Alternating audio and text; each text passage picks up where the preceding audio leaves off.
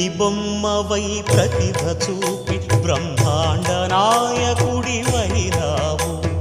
మాతా పితలకు ప్రదక్షిణముతో మహాగణపతిగా మారావు. భక్తుల మొరలాలించి బ్రోచుటకు గజముఖ గణపతివైనావు. బ్రహ్మాండమునే బొజ్జలో దాచి లంబోదరుడవు అయినావు. లాభము శుభము కీర్తిని పూర్వక లక్ష్మీ గణపతివైనావు. వేద పురాణములఖిల శాస్త్రములు కళలు చాటును నీ వైభవం. వక్రతుండమే ఓం